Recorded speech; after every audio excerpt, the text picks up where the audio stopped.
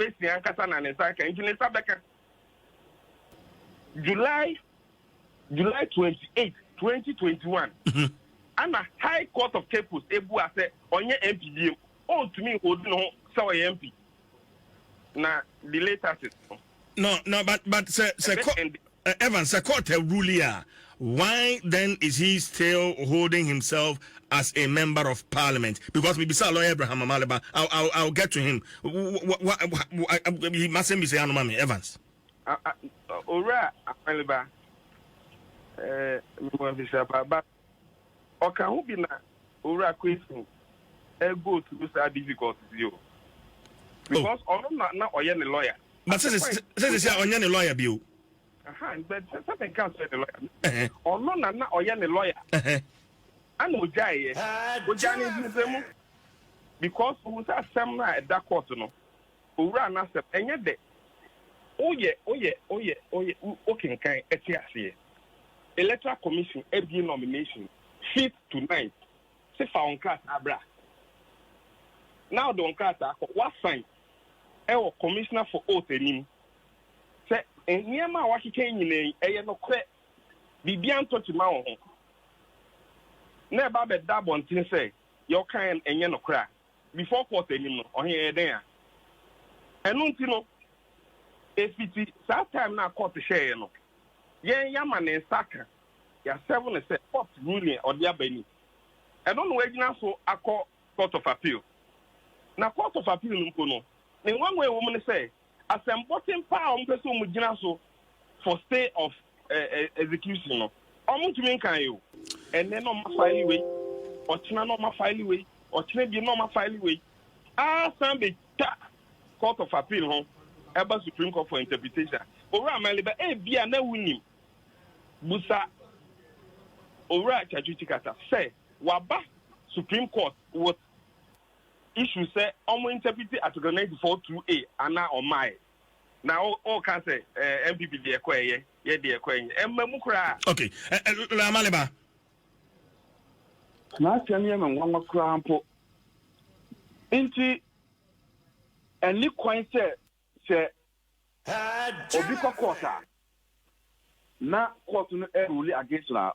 He has no right to file applications again, and you are there saying a child application way and a child application way. What do you mean by that? Which of the processes is against the court rules? Which of the processes is against the court rules? It is a court. Now, one no court on any argument. Our premier say over filing. Because Mumu Penentem, you are the people of this country. It is a one no there were file applications are. To you, no, it's delayed. Can you imagine the kind of governance we have in this country coming from a member of the ruling party? That person has a right to vindicate himself. If those applications are not toilet papers, they are allowed by the rules. 2. Also, people have given an injunction against the man. Yes, since July last year. So if a court has given an injunction and somebody who is supposed to respect the injunction is not showing respect to the injunction, what do? You go for contempt. And I gave you an example to your host. So if it's a crampo, I don't know what I gave you that example. Yeah. Court can say men assassin so now court assassin so court no a charge for contempt. That one must example no. Yeah. Thirdly. MC afen na wanyane. From day one I made court case with me. I saw say Article 94(2)(a) no a constitutional matter. I started crying. Just for 1 year. And then I'm almost sorry, and you are citing say, yeah, can say it's a constitutional matter. Now you are bringing it up. Me paucho. Don't I have the right to say, oh, I feel a more manyane say. I saw my meme can't. I feel a more manyane. Don't I have the right to say that? So what do you mean by Yesuya or Supreme Court? We are at the Supreme Court because Those are the applications we are filing. You can't go High Court, no. High Court, Evans Bananunsi, Mebaho. You call Court of Appeal, you will raise it. Say, yeah, move from court, the President, Supreme Court, or Mampene. Don't we have the right to end up at the Supreme Court itself? No, I didn't know Mampene, lawyer. But what can you, when I do something, I don't know Mampene. No, me Bisao. Yeah. I don't know Mampene. A mama or more teachers, a mama or more ruling says, yes. Assembly, and it's not before them. Don't we have the right to disagree with the three judges? Why have they made the appellate? I don't know, my yes, the Umpenia, now I call, Umpenia, now I call, Why don't you want to respect the rules? Okay. Rules, you know, and in fact, the single judge at the High Court can make a mistake, the three judges can make a mistake, and then even the 7 judges can make a mistake. And that's why there's a review. Only the Supreme Court, there's a review. Lion Patrol, I mean, besides Evans, the same way, not Menje response.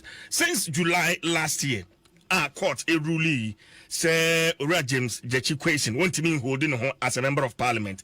Still, what come as we speak, are they in charge for contempt? Evans. Okay, I am that. Me, the bube, I know about more than Mr. Melibem.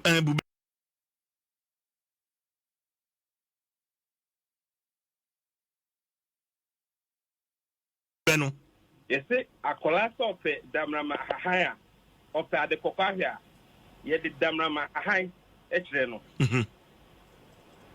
Or say, court ama ruling judgment. The SSC say, yeah, enforce contempt.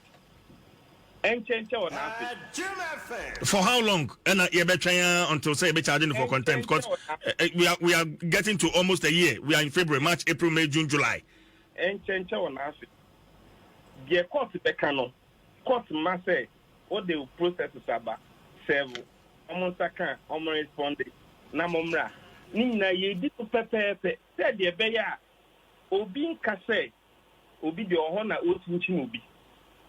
When the kind of Supreme Court and son a young year babeko into to me case yen the coin court this year and I ye boom maybe so. Say the number now the coin it's me a mistake. Supreme Court try me a mistake. It's review of honor. A won't pesa me who the hand pass say yes see a interpretation of 94 2 year I hand. Who the kind intimate me can and yameboa. Meaning is a sanity. Or in the woman say, at all material times, the gentleman and the legal team have been evading service. Even when the July and you think it's deliberate? Say one more, much down or more. I'm telling you. Really? You see, before Yebe sworn in, there was an injunction. Ojani and Kaya, December 6th to December 7th, yes, so Parliament in. So we talk about your parliament to the extent that the clerk was asked whether he has cited court order. Say, alright, the sequence into me now. Okay.